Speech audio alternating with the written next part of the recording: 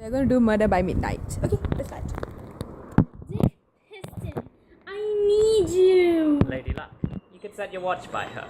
I need your help. I'm afraid I'm not the man you're looking for. You're not Dick Piston? I'm not helpful.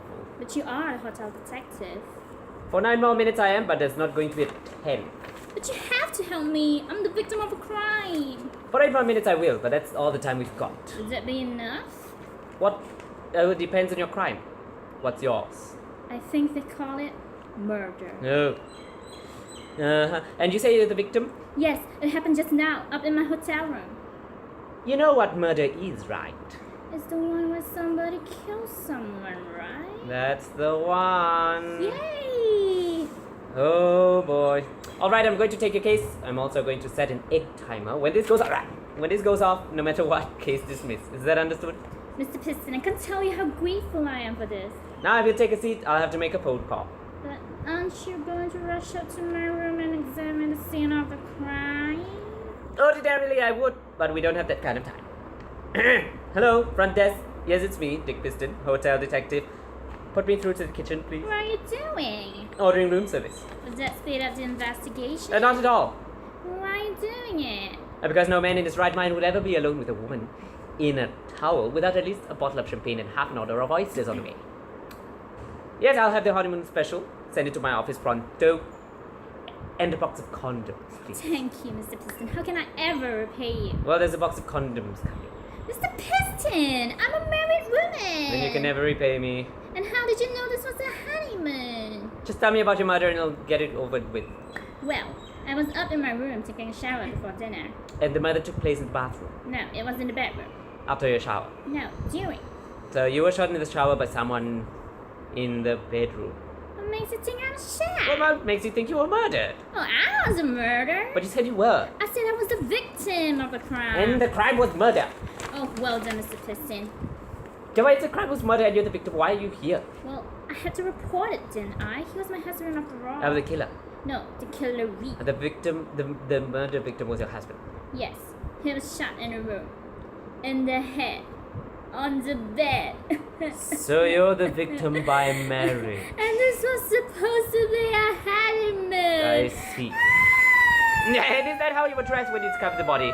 Yes, I had just stepped into the shower where I was mute, Mr. Piston. Can you imagine? Yes. And then bang! I heard what sounded like gunshots and a blood-curdling scream.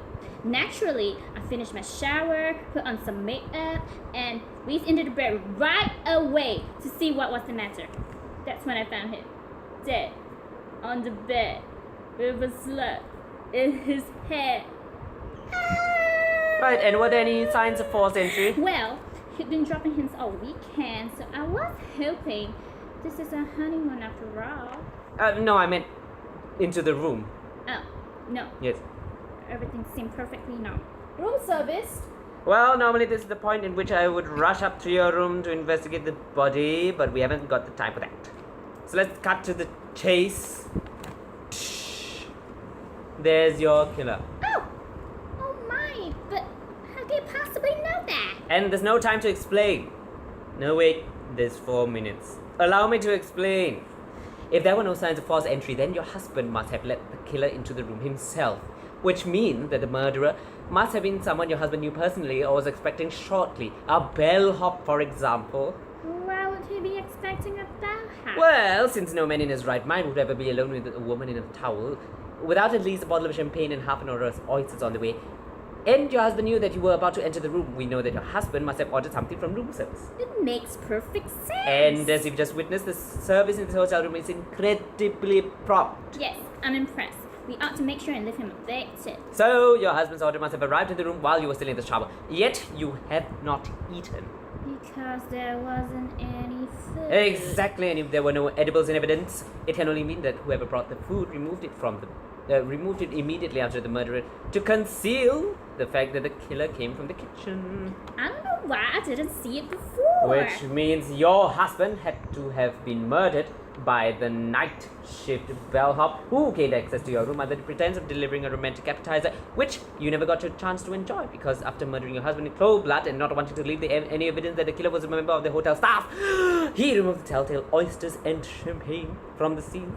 something that only a member of the hotel staff would do, leaving in their place the even more telltale absence of oysters and champagne, which confirms his guilt. But why would this bellhop want to kill my husband? Because unknown to your late husband, this bellhop was having an extramarital affair with his wife. You're married? No, you was having an affair with you. What? How could you possibly know that? Yeah, because you still haven't asked me the one question that any widow in her right mind would want to know the answer to in this situation. Why would the bellhop want to kill your husband? But I did ask. You did? When? Just now. Just a second ago. I said it right away. It was practically the first thing that popped into my mind. Oh, well, never mind then. You really haven't been paying attention to anything I've said, have you, Mr. Piston? Yes, I'm sorry. I do apologize. Accept it. Shame about the bellboy. Yeah, listen. My boss will have my head if she finds out I killed another innocent bystander. Do you think we could agree that this was self-inflicted? Yes, of course, Mr. Piston. He looked suicidal the moment he walked. Aha! Ow! A likely story. But it's your story. Yes, it is. But what widow in her right mind would agree to the cover-up of her husband, of the murder of a man who had nothing to do with the husband's murder, unless he, in fact, had everything to do with the murder and she was in on it? Maybe the widow is not, in fact, in her right mind. Looks like I was wrong again. And my shift is almost over, so I guess you're free to go. Oh, thank you, Mr. Piston. You may not have solved my husband's murder, but knowing I'm innocent of all charges is a huge load off my mind. How can I possibly thank you? Well, we've got champagne and oysters on the way, and I've got 2 minutes. Oh, Mr. Piston, I think we can get you off before that. Bang. But you're alive, but that's impossible. Actually, no. You're a terrible shot, Piston. Yeah, I'm sorry about that. Don't be. You were right about us, Piston. Until recently, this lady and I were having a torrid affair, behind her husband's back and over his dead body. You. At least I thought we were. I thought we were in love. But now I see she was just using me to get what she wanted. Well, a dead husband and an airtight alibi. But what makes you think she was using you? What woman in right mind would leave her husband for another man, only to throw herself into the arms of a third man, a third-rate hotel detective, over the lifeless corpse of a dead lover, the second man? Unless, of course, she never truly loved him to begin with, and she probably didn't care much for the detective either. But if you'd waited a couple more minutes, she might have cared a little bit. Forget it, Piston. She used us. We're all victims here. Well, actually, not me. No? I suppose not. Look at the time. It looks like yours is up. Dick Piston, hotel detective. Oh, well, why would you want to kill me? I haven't done anything to you, except shooting you a minute ago. I'm sorry about that already. Ding! What was that? Your luck running out. No, it sounded more like an egg timer. Case dismissed. Saturday morning, a big city on Saturday morning, Royal Hill died. Literally. That's off.